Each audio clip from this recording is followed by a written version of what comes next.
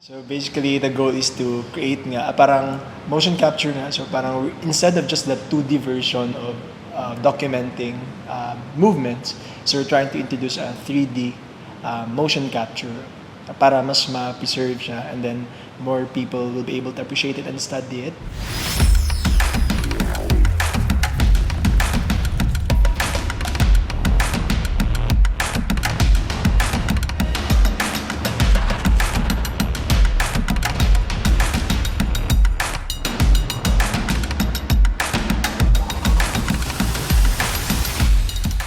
Or the difference between two-dimensional and three-dimensional. Yung videos, para siyang 2D, para siyang flat lang. Pero yung 3D kasi, how do you get 3D?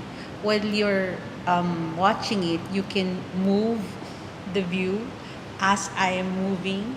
I can look at it from 360, diba? Pwedeng top view, side view, rear view. So you can actually see what's going on. Unlike in 2D, when I do this strike, ang nakikita lang ito. Pero like in 3D, while I'm doing this, you want to know what's happening here, you can swirl the quote-unquote the camera around.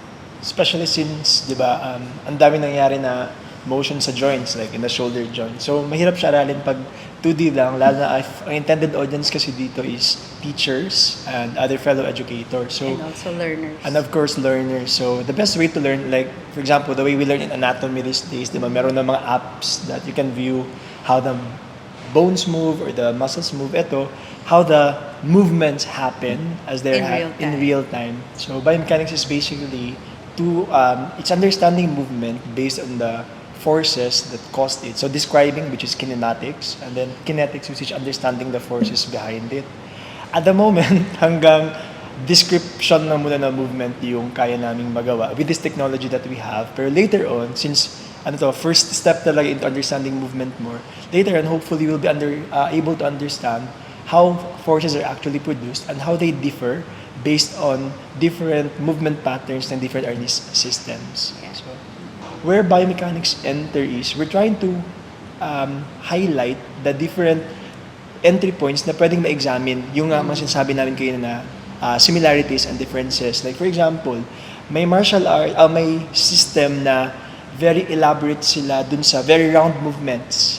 May system naman na ito lang yung movement nila, or they try to be very narrow ba yung tama term? Parang close. Yes, close and court. yet we call all of these arnis, di ba? So, but ganun yung differences? We're trying to understand the history of it. So, we have an anthropologist who's part of the team na meron bang basis yung paano to tinuro sa kanila na, okay, based dun sa pagturo sa kanila, in terms of their usual daily tasks. So, some of them are farmers and they would do it this way.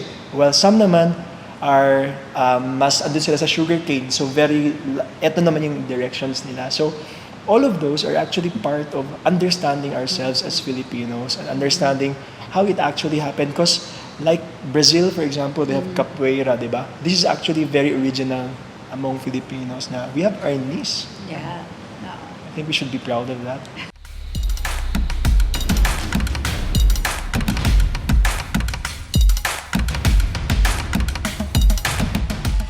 If you look at this in the context of teaching, para moving forward, this will be a very good entry point to creating, for example, curriculum, or even take pride.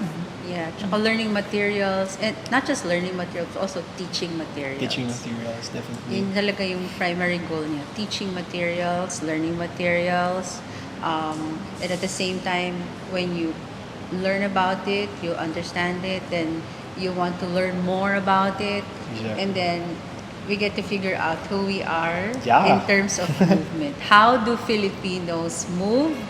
How do Filipino martial artists move? How is our identity encoded in how we move? That's really good. Yeah.